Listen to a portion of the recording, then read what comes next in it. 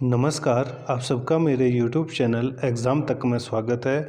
आज मैं आपके लिए हिमाचल प्रदेश में जो HP टेट का एग्ज़ाम होने वाला है, उसके लिए प्रीवियस ईयर्स के क्वेश्चंस को लेके आया हूँ। यहाँ पर जितने भी मेरे क्वेश्चन रहेंगे वो सोशल स्टडीज़ से रहेंगे और उसके बारे में हम डिटेल में डिस्कशन करेंगे। यदि किसी को मेरे क्वेश्चन में किसी प्रकार का कोई डाउट हो तो मेरी इंस्टाग्राम ID एग्ज़ाम तक 9 या टेलीग्राम चैनल एग्ज़ाम तक 9 में आप मुझसे पूछ सकते हैं। तो चलिए आज की वीडियो को शुरू करते हैं।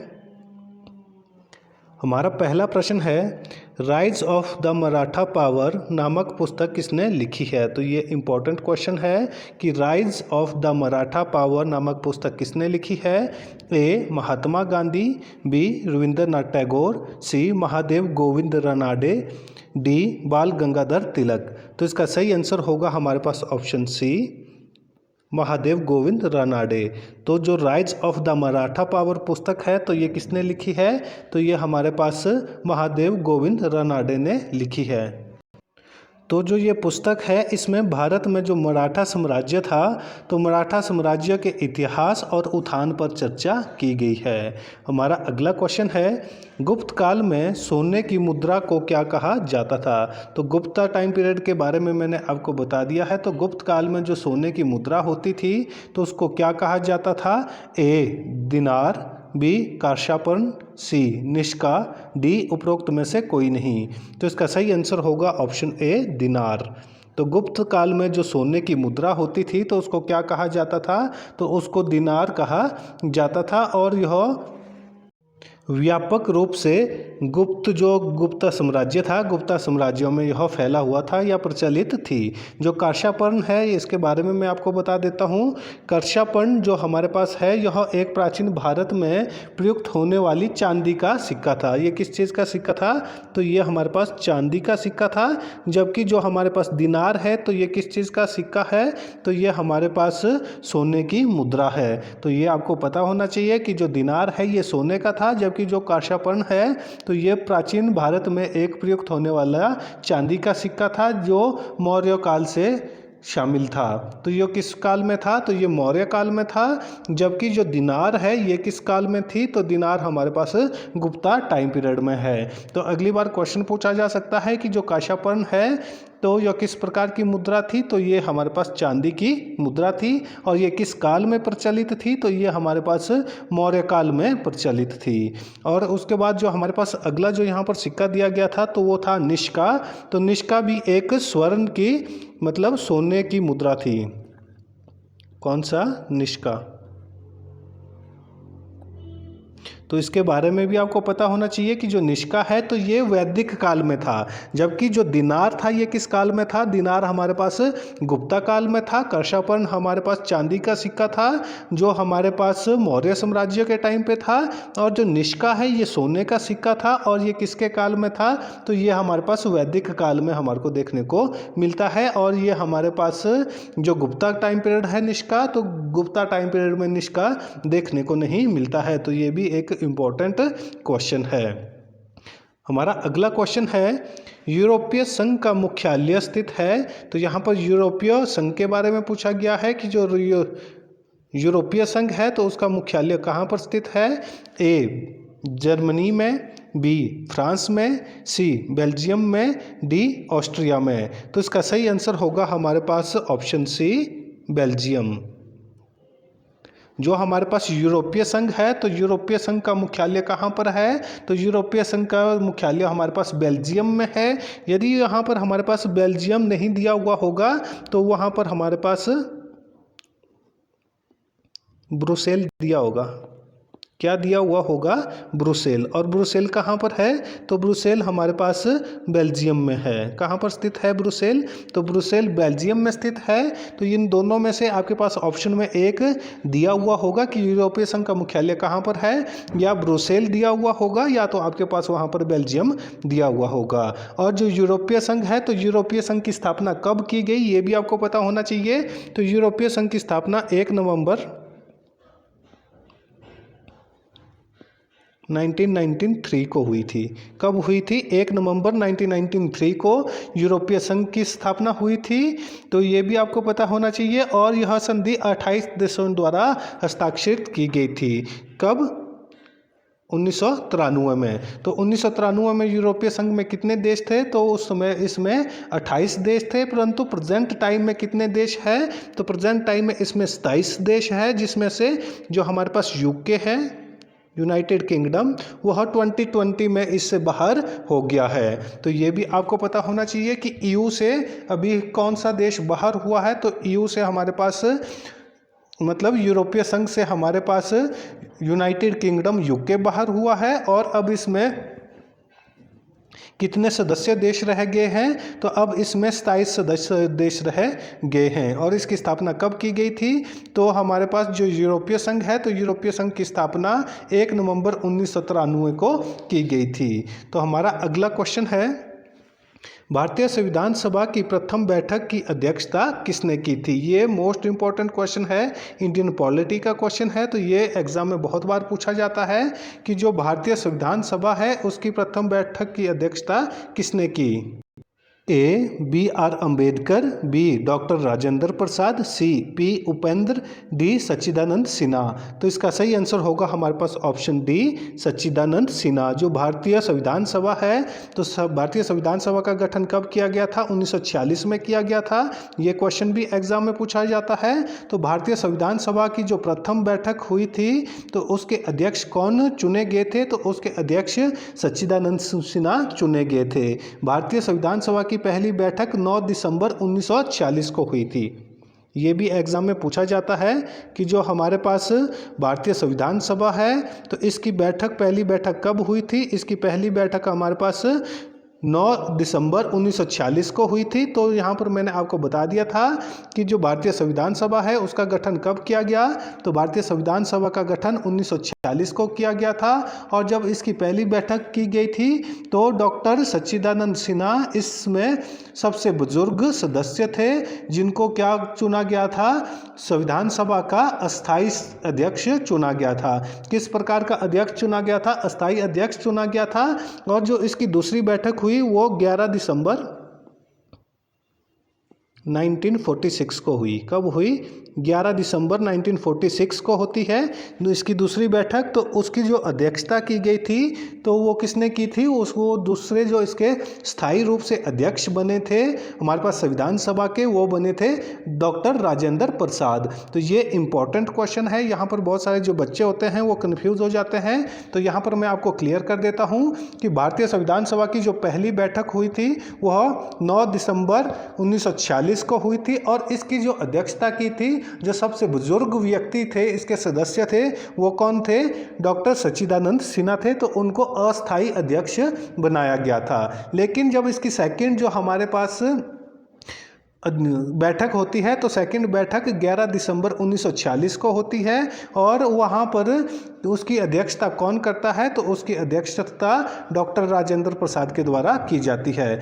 तो जो डॉक्टर राजेंद्र प्रसाद को इसका स्थायी अध्यक्ष बनाया जाता है, तो वो निर्णय कब लिया जाता है? तो वो निर्णय जब पहली बैठक संविधान सभा की होती है 9 दिसंबर 1946 को, तो वहाँ पर इसको अध्यक्ष चुना जाता है। तो ये क्वेश्चन बिल्कुल क्लियर हो जाना चाहिए। यदि अभी भी किसी को यहाँ पर कोई डाउट हो, तो मेरी इंस्टाग्राम आईडी में वो मुझसे पूछ सकता है। हमारा अगला क्वेश्चन है, इंदिरा पॉइंट कहाँ पर स्थित है? ये भी इंपॉर्टेंट क्वेश्चन है, इंडियन ज्योग्राफी का क्वेश्चन है कि इंदिरा पॉइंट कहाँ पर स्थित है? ए लक्षद्वीप, बी दमन और दीव, सी तमिलनाडु, डी आंध्र प्रदेश, अंडमान और निकोबार। तो इसका सही आंसर होगा हमारे पास ऑप्शन डी, अंडमान और निकोबार। जो इंदिरा पॉइंट है, तो इंदिरा पॉइंट कहाँ पर स्थित है? तो ये हमारे पास अंडमान निकोबार में स्थित है। और इंदिरा पॉइंट भारत का सबसे दक्षिणतम बिंदु है। सबसे दक्षिणी बिंदु कौन सा है भारत का? तो भारत का सबसे दक्षिणी बिंदु हमारे पास इंदिरा पॉइंट है, जिसको अंडमान और निकोबार में है। और अंडमान और निकोबार द्वीप समूह ग्रेट निकोबार में स्थित है। तो कहाँ पर स्थित है? तो ये ग्रेट निकोबार में स्थित है। और हमारा उत्तरी जो बिंदु है भारत का वो कौन सा है? तो उसको किस नाम से जाना जाता है? तो उसको इंदिरा कौल के नाम से जाना जाता है। और जो कबिथु है वो हमारा सबसे पूर्वतम बिंदु है, तो वो कहाँ पर स्थित है? तो वो अरुणाचल प्रदेश में स्थित है। तो इस तरह से जितने भी जो पॉइंट हैं इनके बारे में आपको पता होना चाहिए, क्योंकि ये बहुत बार एग्जाम में पूछे जाते हैं। हमारा अगला क्वेश्चन है, मिशन इंद्रधनुष का संबंध किससे है? ए टीकाकरण, बी ई गवर्नेंस, सी महिला सुरक्षा, डी बेटी बचाओ बेटी पढ़ाओ। तो इसका सही आंसर होगा हमारे पास ऑप्शन ए टीकाकरण। जो मिशन इंद्रधनुष है इसका संबंध किससे है? तो इसका संबंध टीकाकरण से है। और जो मिशन इंद्रधनुष है वो कब शुरू किया गया था? ये क्वेश्चन भी एग्जाम में पूछा जा सकता है। तो मिशन इंद्रधनुष की जो शुरुआत की गई थी वो 2014 में की गई थी। कब की गई थी? 2014 में की गई थी। और जो मिशन इंद्रधनुष है इसका संबंध टीकाकरण से है। ये एक सरकारी पहल थी। इसका उद्देश्य देश में टीकाकरण कवरेज को बढ़ाना था। इसका मुख्य उद्देश्य उन बच्चों और गर्भवती महिलाओं तक पहुंचना था जो नियमित रूप से टीकाकरण नहीं या जो नियमित रूप से जो टीकाकरण होता है उससे चूक गए थे। तो मिशन इंद्रधनुष के बारे में भी आपको पता होना चाहिए कि इसकी शुरुआत कब की गई थी। हमारा अगला क्वेश्चन है, भारत के मुख्य न्यायाधीश सहित भारत के सर्वोच्च न्यायालय के न्यायाधीशों की अंतिम स्वीकृत संख्या कितनी है? तो ये यहाँ पर डायरेक्ट क्वेश्चन पूछा जा सकता है कि भारत में जो हमारे पास सर्वोच्च न्यायालय के मुख्य न्यायाधीश है और अन्य न्यायाधीश है उनकी अधिकतम संख्या कितनी है, या प्रेजेंट टाइम में इनकी कितनी संख्या है? ए 35, बी 28, सी 32, डी 34। तो इसका सही आंसर होगा ऑप्शन डी 34। इसमें जो बहुत सारे बच्चे हैं वो कंफ्यूज हो जाते हैं कि जो मुख्य न्यायाधीश है और जो सर्वोच्च न्यायालय के अन्य न्यायाधीश है उनकी कितनी संख्या है। तो इसमें हमारे पास 33 जो न्यायाधीश है और एक सर्वोच्च न्यायालय के मुख्य न्यायाधीश है। तो कितने हैं ये टोटल ये 34 है। तो इसके बारे में पता होना चाहिए। यहाँ पर जो बच्चे हैं वो गलती कर देते हैं। वो यहाँ पर यदि 33 ऑप्शन में होता तो वो 33 ही कर देते, लेकिन यहाँ पर आपको पता होना चाहिए कि 33 जो अन्य न्यायाधीश है और एक मुख्य न्यायाधीश है। तो जो टोटल सर्वोच्च न्यायालय में न्यायाधीशों की संख्या हो सकती है वो कितनी हो सकती है? वो 34 हो सकती है। और भारतीय संविधान के अनुच्छेद 124 के तहत, कौन से अनुच्छेद? अनुच्छेद 124 के तहत ये प्रावधान किया गया है कि सर्वोच्च न्यायालय के मुख्य न्यायाधीशों की संख्या कितनी होगी। और इसमें जो परिवर्तन है तो इसमें परिवर्तन या इनकी संख्या की घटाना या बढ़ाना किसके हाथ में होता है? तो वो संसद के हाथ में होता है। तो ये भी आपको पता होना चाहिए। ये दोनों क्वेश्चन तीनों इम्पॉर्टेंट है। तो सबसे पहले टोटल इनकी संख्या कितनी है? 34 है। 33 इसमें न्यायाधीश और एक मुख्य न्यायाधीश है। और इसको ये प्रावधान किस अनुच्छेद में किया गया है? तो ये प्रावधान भारतीय संविधान के 124 अनुच्छेद में किया गया है। और इनकी जो हमारे पास न्यायाधीश होते हैं, न्यायाधीश की संख्या बढ़ाना या घटाना किसके ऊपर निर्भर है? तो ये हमारे पास संसद के ऊपर निर्भर है। संसद इनको बढ़ा और घटा सकती है। हमारा अगला क्वेश्चन है, नीति आयोग की स्थापना कब हुई? ये मोस्ट इम्पॉर्टेंट क्वेश्चन है। नीति आयोग से लगभग आपको हर एक एग्जाम में एक आधा क्वेश्चन देखने को मिल जाता है कि जो नीति आयोग है तो नीति आयोग की स्थापना कब हुई थी? ए मई 2014, बी जनवरी 2015, सी अगस्त 2015, डी नवंबर 2019। तो इसका सही आंसर होगा हमारे पास ऑप्शन ए मई 2014। जो नीति आयोग है तो नीति आयोग की स्थापना कब की गई थी? तो नीति आयोग की स्थापना हमारे पास मई 2014 में की गई थी। तो ये इम्पोर्टेंट क्वेश्चन है। यहाँ पर थोड़ी सी मिस्टेक हो गई है। जो नीति आयोग है तो नीति आयोग की स्थापना हमारे पास जनवरी 2015 में होती है। यहाँ पर थोड़ी सी मिस्टेक हो गई थी क्योंकि जो इलेक्शन होते हैं वो हमारे पास लास्ट के मंथ में होते हैं। उसके बाद जब 14 में बीजेपी की गवर्नमेंट आती है या एनडीए की गवर्नमेंट आती है तो वो नीति आयोग को लाती है। तो इसकी जो शुरुआत होती है तो वो 1 जनवरी 2015 को। तो नीति आयोग की स्थापना कब होती है? 1 जनवरी 2015 को होती है। तो यहाँ पर थोड़ी सी मिस्टेक हो गई थी, क्योंकि यहाँ पर जो हमारे पास जब एनडीए की गवर्नमेंट आती है 2014 में या बीजेपी की गवर्नमेंट आती है, तो वो हमारे पास जो नीति आयोग, जो हमारे पास योजना आयोग होता है, तो योजना आयोग को स्थान पर वो किस आयोग की स्थापना करता है? तो वो योजना आयोग की जगह पर नीति आयोग की स्थापना करता है। और कब करता है? 1 जनवरी 2015 को। और इस योजना का स्थान किसने लिया था? तो इससे पहले कौन सी योजना थी? इससे पहले योजना आयोग था। तो उसकी स्थापना कब की गई थी योजना आयोग की? तो योजना आयोग की स्थापना सन 1952 में की गई थी। और ये भारत की एक केंद्रीय योजना थी। नीति आयोग का अध्यक्ष कौन है? तो ये क्वेश्चन भी एग्जाम में पूछा जाता है। तो यहाँ पर बहुत सारे बच्चे गलती कर देते हैं। तो नीति आयोग का अध्यक्ष प्रधानमंत्री होता है। जैसे योजना आयोग का अध्यक्ष भी कौन होता था? प्रधानमंत्री होता था। तो नीति आयोग का अध्यक्ष भी कौन होता है? तो नीति आयोग का अध्यक्ष भी प्रधानमंत्री होता है। और जो हमारे पास जो नीति आयोग है, तो नीति आयोग के प्रेजेंट टाइम पे जो उपाध्यक्ष है तो वो कौन है? तो वो है सुमन बेरी। सुमन बेरी। तो इनका नाम भी पूछा जा सकता है कि प्रेजेंट टाइम पे जो हमारे पास नीति आयोग के उपाध्यक्ष कौन है? तो वो सुमन बेरी है। और यहाँ पर एक और क्वेश्चन पूछा जा सकता है कि नीति आयोग के जो उपाध्यक्ष होते हैं तो उनका कार्यकाल कितना होता है? तो नीति आयोग के उपाध्यक्ष का कार्यकाल 4 वर्ष का होता है। कितने वर्ष का होता है? 4 वर्ष का इनका कार्यकाल होता है। हमारा अगला क्वेश्चन है, सबसे पहले भाप इंजन का आविष्कार किसने किया? ए थॉमस एडिसन, बी मार्कोनी, सी न्यूकोमैन, डी रुडोल्फ डीजल। तो इसका सही आंसर होगा ऑप्शन सी, न्यूकोमैन। जो न्यूकोमैन है, इन्होंने भाप इंजन का आविष्कार किया था। तो ये इंपॉर्टेंट क्वेश्चन है। तो कि भाप इंजन का आविष्कार किसने किया था? तो वो न्यूकोमैन ने किया था। और कब किया था? 1712 ईस्वी में। कब किया था? 1712 ईस्वी में किया था। और बल्ब का आविष्कार किसने किया था? तो बल्ब का आविष्कार थॉमस एडिसन ने किया था। और जो रुडोल्फ डीजल है, तो इन्होंने हमारे पास डीजल इंजन का आविष्कार किया था। तो यहाँ पर जितने भी क्वेश्चन बन सकते हैं, मैं आपको ज़्यादा से ज़्यादा क्वेश्चन बताने की कोशिश करता हूँ कि जो यहाँ पर जैसे थॉमस एडिसन है, तो थॉमस एडिसन ने किसकी खोज की है? तो थॉमस एडिसन ने बल्ब की खोज की है। और जो हमारे पास रुडोल्फ डीजल है, तो इन्होंने डीजल इंजन की खोज की है। और न्यूकोमैन ने 1712 में भाप इंजन का आविष्कार किया था। हमारा अगला क्वेश्चन है, रियो डी जेनेरियो में पृथ्वी सम्मेलन किस वर्ष हुआ?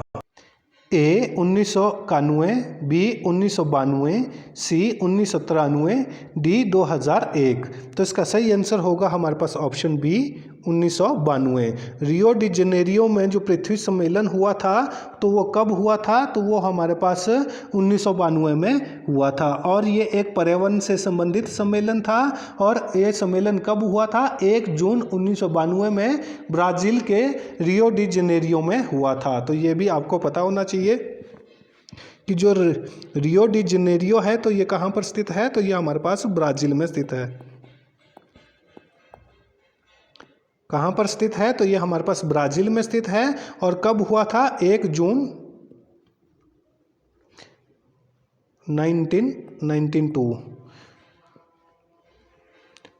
तो ये आपको क्लियर हो गया होगा। तो हमारा अगला क्वेश्चन है, जलियांवाला बाग हत्याकांड केस में भारत के वायसरॉय कौन थे? तो ये इंपॉर्टेंट क्वेश्चन है कि जो जलियांवाला बाग हत्याकांड हुआ था, तो ये कहाँ पर हुआ था?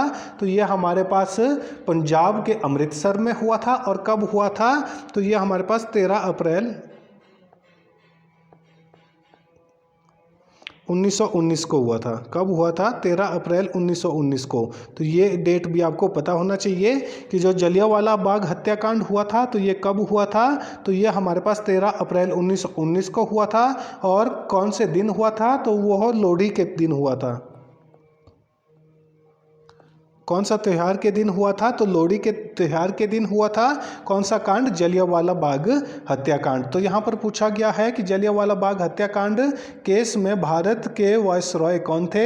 ए Lord Cornwallis, B Lord Chelmsford, C Lord William Bentinck, D Lord Mountbatten. तो इसका सही आंसर होगा हमारे पास ऑप्शन बी लॉर्ड चैम्सफोर्ड। जो लॉर्ड चैम्सफोर्ड है ये उसमें भारत के वायसरॉय हुआ करते थे। इनका कार्यकाल कब से कब तक था? तो इनका कार्यकाल 1916 से लेकर 1921 तक था। तो ये भी आपको पता होना चाहिए कि लॉर्ड जो चैम्सफोर्ड है इनका कार्यकाल कब से कब तक था? इनका कार्यकाल 1916 से 1921 तक था और ये भारत के वायसरॉय थे। और इनके जो कार्यकाल के दौरान 1919 में ही जलियांवाला बाग हत्याकांड हुआ था। तो ये इम्पोर्टेंट क्वेश्चन है। हमारा अगला क्वेश्चन है, गंगा 101 और रंजीत दक्कन की किस की उपज है? ए मक्का, बी गेहूं, सी चावल, डी सरसों। तो इसका सही आंसर होगा हमारे पास ऑप्शन बी गेहूं। गंगा 101 और रंजीत दक्कन किसकी उपज है या किस की ये हमारे पास किस्म है? तो ये हमारे पास गेहूं की किस्म है। हमारा अगला क्वेश्चन है, पेंटागन क्या है? ए अमेरिका के रक्षा विभाग का मुख्यालय, बी अमेरिका के गृह विभाग का मुख्यालय, सी अमेरिका के विदेश विभाग का मुख्यालय, डी अमेरिका के शिक्षा विभाग का मुख्यालय। तो इसका सही आंसर होगा हमारे पास ऑप्शन ए अमेरिका के रक्षा विभाग का मुख्यालय। जो पेंटागन है, तो पेंटागन क्या है? तो पेंटागन हमारे पास अमेरिका के रक्षा विभाग का मुख्यालय है। तो ये इम्पोर्टेंट क्वेश्चन है। तो कहाँ पर है? पेंटागन में है। जबकि जो अमेरिका के गृह विभाग, अमेरिका के विदेशी विभाग और अमेरिका के जो शिक्षा विभाग है, इन सब का जो मुख्यालय है वो कहाँ पर है? तो वो वाशिंगटन डीसी में है। Washington DC. तो ये आपको पता होना चाहिए कि जो अमेरिका के गृह विभाग, अमेरिका के विदेशी विभाग, अमेरिका के शिक्षा विभाग का मुख्यालय कहाँ पर है? तो ये हमारे पास वाशिंगटन डीसी में है। जबकि अमेरिका के जो हमारे पास रक्षा विभाग है, तो अमेरिका के रक्षा विभाग का मुख्यालय कहाँ पर है? तो वो हमारे पास पेंटागन में है। तो ये भी इम्पोर्टेंट क्वेश्चन है। अमेरिका से हमेशा ही आपको एक दो क्वेश्चन HP टेट में देखने को मिल जाते हैं। हमारा अगला क्वेश्चन है, कर्क रेखा भारत के कितने राज्यों से होकर गुजरती है? ये मोस्ट इंपॉर्टेंट क्वेश्चन है और ये बहुत बार एग्जाम में पूछा जा चुका है। तो इसके बारे में आपको डिटेल में पता होना चाहिए कि जो कर्क रेखा है, तो वो कर्क रेखा भारत को 2 भागों में विभाजित करती है। तो ये भारत के कितने राज्यों से होकर गुजरती है? ए 5, बी 6, सी 7, डी 8। तो इसका सही आंसर होगा ऑप्शन डी 8। कर्क रेखा भारत के कितने राज्यों से होकर गुजरती है? तो ये भारत के 8 राज्यों से होकर गुजरती है। तो यहाँ पर मैं आपके लिए पश्चिम से पूर्व की तरफ सीक्वेंस में बताता हूँ। कई बार ये क्वेश्चन सीक्वेंस में लगाने के लिए आता है कि कौन से स्टेट को यह पहले काटती है पश्चिम से पूर्व की तरफ। चाहे पश्चिम से पूर्व की तरफ जाओ या पूर्व से पश्चिम की तरफ जाओ, आपको पता होना चाहिए। तो सबसे पहले पश्चिम की तरफ ये गुजरात को काटती है। गुजरात के बाद यह राजस्थान को काटती है और राजस्थान के बाद यह मध्य प्रदेश को काटती है। मध्य प्रदेश के बाद यह छत्तीसगढ़ को काटती है। उसके बाद ये झारखंड को काटती है। झारखंड के बाद यह वेस्ट बंगाल को काटती है और उसके बाद त्रिपुरा को काटती है और लास्ट में यह मिजोरम को काटती है। तो ये सीक्वेंस आपको पता होना चाहिए कि सबसे पहले गुजरात, उसके बाद राजस्थान, उसके बाद मध्य प्रदेश, उसके बाद छत्तीसगढ़, उसके बाद झारखंड, उसके बाद वेस्ट बंगाल, उसके बाद त्रिपुरा और लास्ट में मिजोरम। तो ये हमारे पास पश्चिम से पूर्व की तरफ सीक्वेंस था। यदि पूर्व से पश्चिम की तरफ पूछा जाएगा तो उसका आंसर हो जाएगा पहले हमारे पास मिजोरम, त्रिपुरा, वेस्ट बंगाल, झारखंड, छत्तीसगढ़, मध्य प्रदेश, राजस्थान और गुजरात। और ये एक मोस्ट इंपॉर्टेंट क्वेश्चन है, जो कर्क रेखा है ये कितने डिग्री पर है? तो ये 23.5 डिग्री पर है। कितने डिग्री पर है? तो यह 23.5 डिग्री पर है। तो ये भी आपको पता होना चाहिए। तो ये भारत को कितने 2 भागों में विभाजित करती है। यहाँ पर मैं आपको एक और क्वेश्चन बता देता हूँ। वो क्वेश्चन भी एग्जाम में पूछा जाता है कि वह कौन सा महाद्वीप है जहाँ पर तीनों रेखाएं यहाँ पर तीनों रेखाएं गुजरती है, जैसे कर्क रेखा, मकर रेखा और भूमध्य रेखा। तो वो हमारे पास अफ्रीका कॉन्टिनेंट है जहाँ पर ये तीनों रेखाएं गुजरती है। हमारा अगला क्वेश्चन है, आगरा शहर की स्थापना किसने की? ए मोहम्मद बिन तुगलक, बी फिरोज तुगलक, सी अलाउद्दीन खिलजी, डी सिकंदर लोदी। तो इसका सही आंसर होगा हमारे पास ऑप्शन डी सिकंदर लोदी। तो जो सिकंदर लोदी थे उन्होंने हमारे पास आगरा शहर की स्थापना की थी। और कब की थी ये भी एग्जाम में क्वेश्चन पूछा जा सकता है। तो इन्होंने आगरा शहर की स्थापना 1504 ईस्वी में की थी। कब की थी? 1504 ईस्वी में इन्होंने आगरा शहर की स्थापना की थी। तो यहाँ पर मेरे जितने भी जो क्वेश्चन हैं मैंने उनके बारे में डिटेल में आपके साथ डिस्कशन किया है। यदि किसी को अभी भी मेरे क्वेश्चन में किसी प्रकार का कोई डाउट हो तो मेरी इंस्टाग्राम आईडी एग्जाम तक 9 या टेलीग्राम चैनल एग्जाम तक 9 में आप मुझसे पूछ सकते हैं। यदि आपको वीडियो अच्छी लगी हो तो वीडियो को लाइक करें, कमेंट करें और ज़्यादा से ज़्यादा अपने दोस्तों के साथ वीडियो को शेयर करें और हमारे यूट्यूब चैनल एग्जाम तक को सब्सक्राइब करना ना भूलें। धन्यवाद।